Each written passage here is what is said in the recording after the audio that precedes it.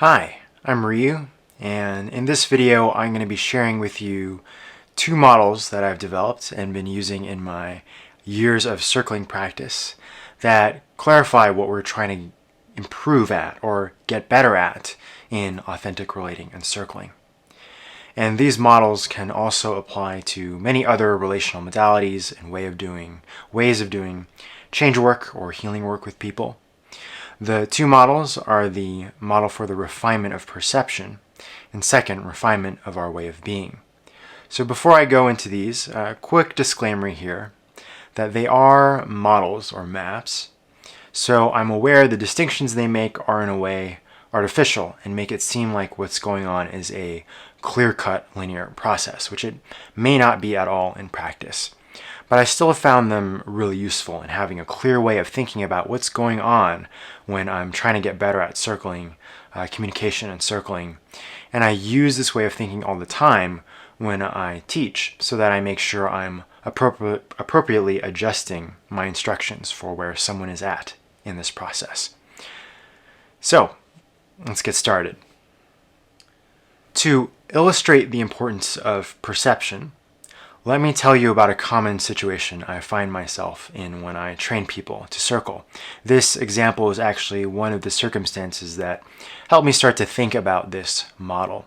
So for those of you that don't know so much about circling, for the purposes of this example, circling is a practice where we learn how to ask the kind of questions that create emotional depth and connection with another person.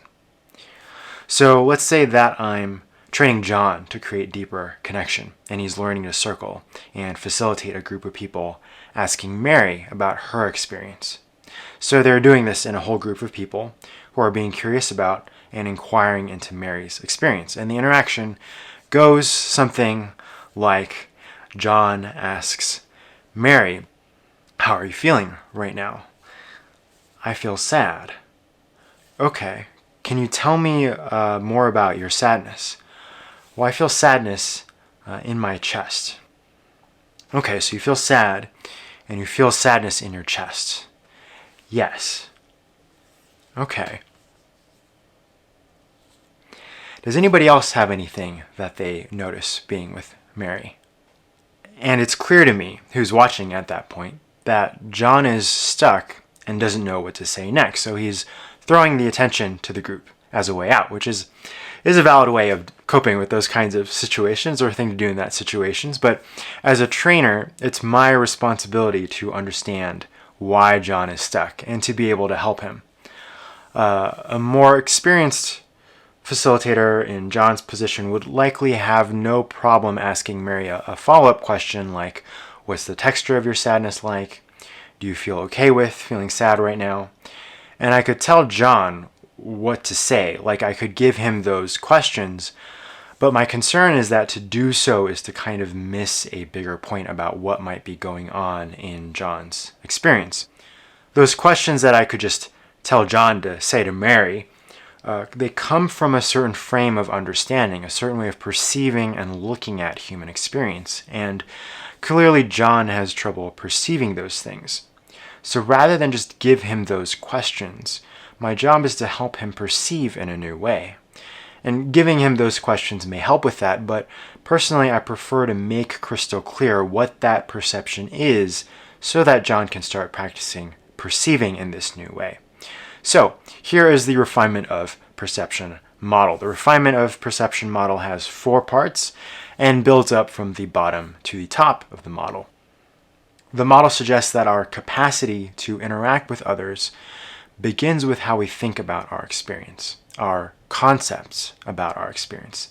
This doesn't just mean our conscious thoughts, but also subconscious biases or preferences in how we perceive and feel our experience. So I'm going to avoid going down a whole rabbit hole here and try to summarize this by saying that you could think of our perceptions as coming from the way in which we orient to our own experience, the level of complexity and nuance we see and feel in our experience that we take for granted, that we have integrated as default.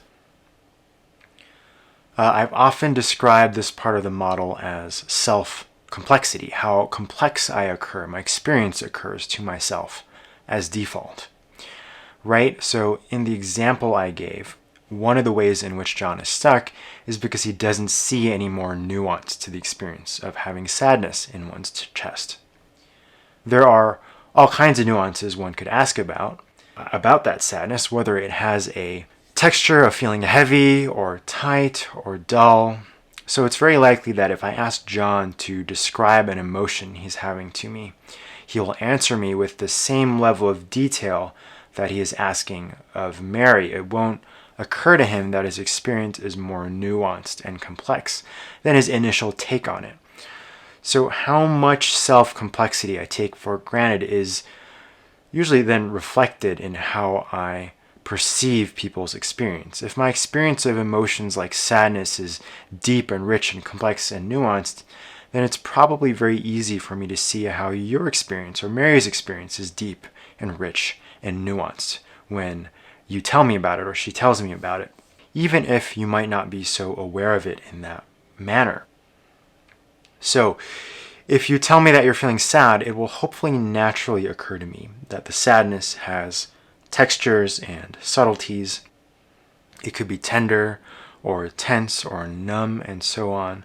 So, if I have the self-complexity that gives rise to that perception, then it's not so much a stretch for me to ask you about it. If someone feels sadness in their body, I can ask, is it a tightness, a dullness, and so on. We can consciously interact with and talk about those perceptions. We can be curious about our own experience or ask about someone's experience using those distinctions. This process enables us to then experience a result, an end result, a benefit that comes from interacting based on those perceptions and complexity. In the case of a circle, by having this self-complexity then allows me to perceive the richness and depth in emotions, I get to make explicit and understand and welcome all of the nuances of someone's experience, someone's sadness, so they can feel thoroughly understood and seen and welcomed. Now, I call this model the refinement of perception model, but of course you could also think of it as the refinement of complexity model, but I like perception, refinement of perception, since whether or not someone perceives something becomes the crucial point in helping someone refine this whole process. But anyway, as you're probably putting together, in the example I gave, John doesn't have the self-complexity that involves seeing emotions as having nuances. So Mary's sadness doesn't occur to him as being more rich or having more depth. He can't imagine into her experience in that way. And so he doesn't ask her about it. He just gets stuck and doesn't know what to do. And because of that, we don't get to experience the result of knowing Mary's sadness with more depth.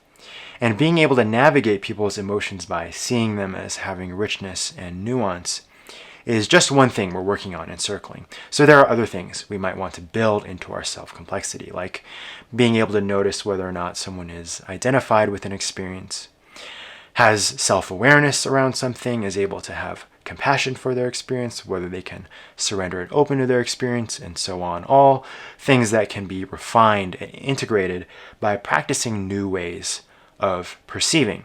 And in John's case, if I want to help him develop that perception, usually what I give people is I give people some vocabulary building exercises and practices to learn how to practice feeling into one's experience with more nuance and texture and detail and resolution. So what this model is suggesting is that the way in which we interact with other people and their experience is an extension of our own way of orienting and thinking about our own experience. Circling and relating really, in that sense, begins there. It begins with my capacity to imagine deeply and richly into human experience. So if you want to get better at interacting, if I want to get better, I can't only practice the interaction part. I will hit a ceiling if I do that. I also need to expand my view about what experience is. So to get better at circling, I can't just practice asking the right questions or saying the right things. I need to also practice understanding and integrating the perception and point of view that gives rise to the kinds of questions that lead to interesting possibilities and things happening in a circle or in any connection. So now, if you think about it, or I'll invite you to try on that we are doing this process of perceiving from our complexity and interacting based off of that and having an end result experience. We're in that process all the time in all of our interactions and just with how we go about life.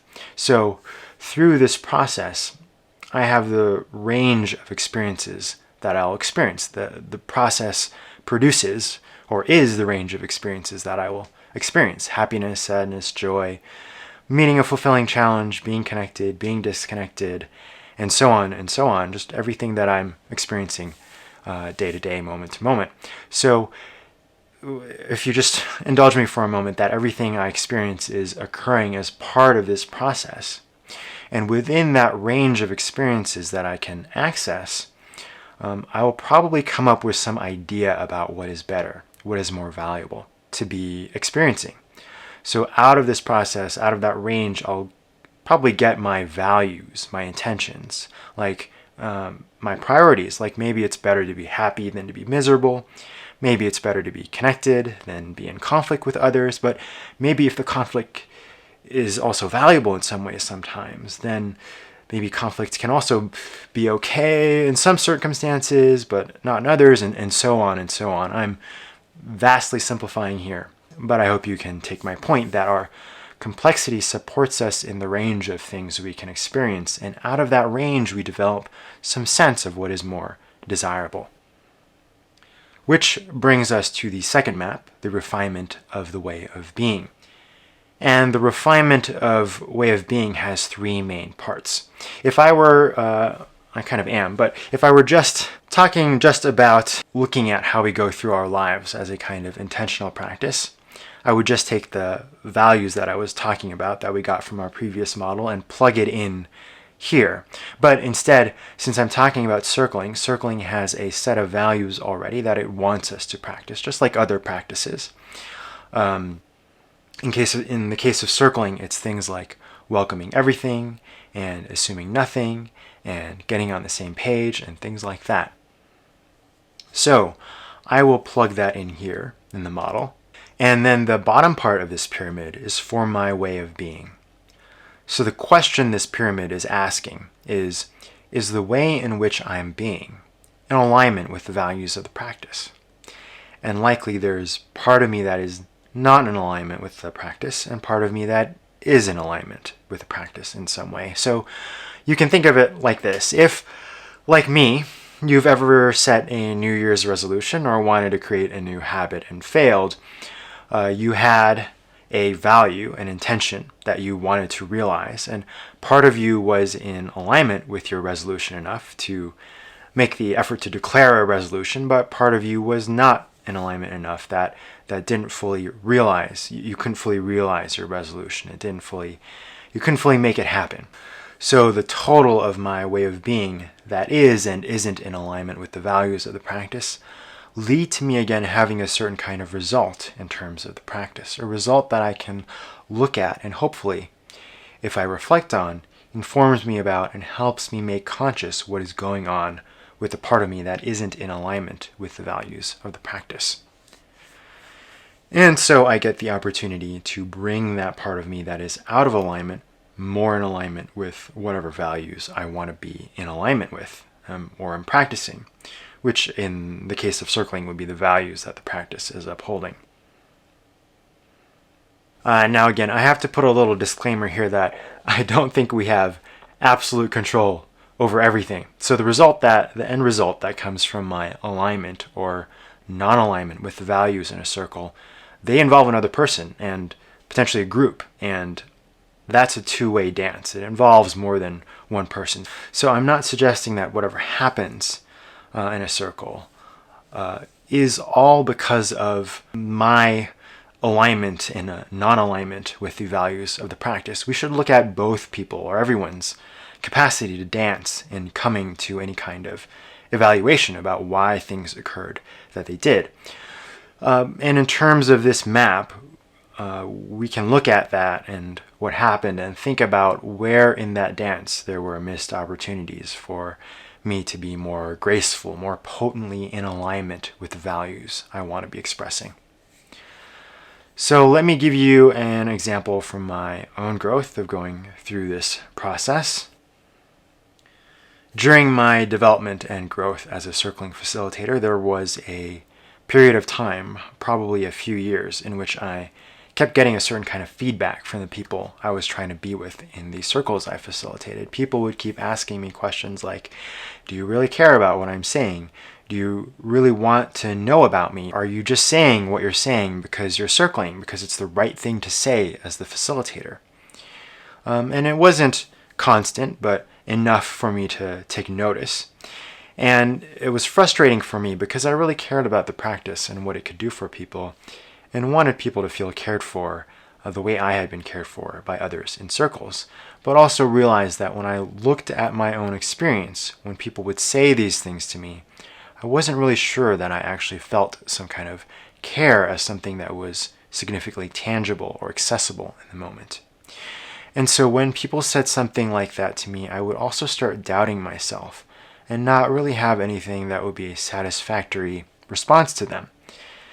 And as I was exploring this, I was fortunate to be learning from teachers around me of different practices and other modalities, healing modalities, and through watching them realized that the teachers who inspired me cared more about the person in front of them than whatever practice or modality they were doing.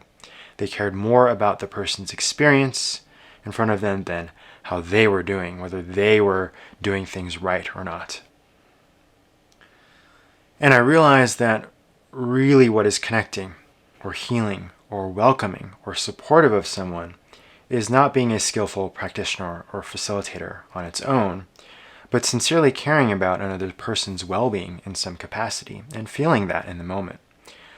Skill, of course, does matter, but I found and still find that the more I care about whether or not I'm being skillful, whether or not I'm doing well, the less room I have to care about the other person in front of me. And the more I care about the other person in front of me, the easier it is to recover from not being skillful if I make a misstep. So realizing this, I spent a lot of time working through the blocks and emotional baggage that was preventing me from feeling care. I cried a lot of tears, and took a lot of time to think about and feel into why it's important to me to care for another person, so that I could access the feeling of care for someone in the moment when I'm sitting with them in a circle.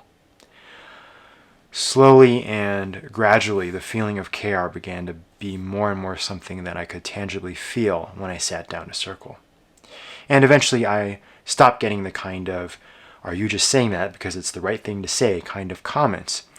And also, I think that even if I may not be feeling care strongly in the moment in a circle, I hopefully have enough trust now that it's in me somewhere, that if someone is kind of doubting whether I care or not, I don't go into some spiral of self-doubt and shame in myself, and can respond to them in a way that is more likely to reassure their doubt or reveals vulnerably where I'm blocked from my capacity to care. So using the maps to understand my example here, the end result I was getting, people not being sure about my capacity to care for them personally, had me look at and work through the parts of me that were not in alignment with the intentions of the practice, of really appreciating and welcoming someone from a place of care. And so I could bring more of myself into alignment with what I wanted to create and have more access to different potential end results. So all this is to say that what I'm holding with circling is that the container of practice is an opportunity for us to refine our capacity to perceive and interact with people's experiences by expanding how we view and orient to experience, to celebrate the parts of ourselves that are in alignment with the intentions of the practice, and also to refine and examine the parts of ourselves that are out of alignment with the practice, that are opportunities for us to grow. These two models, this way of thinking, can also be applied to a lot of other things and learning other skills. When I watch teachers of other modalities, or when I learn a new skill and watch someone do something, I'm constantly thinking not just about what the person is doing externally, but the way in which they must be perceiving that is implied by what they are doing. I like to draw, and if someone is a great artist, great at drawing, I'm thinking about not just what they are doing, but the whole internal process, way of perceiving light in three-dimensional form and translating that into line and shading that results in the capacity to make that drawing.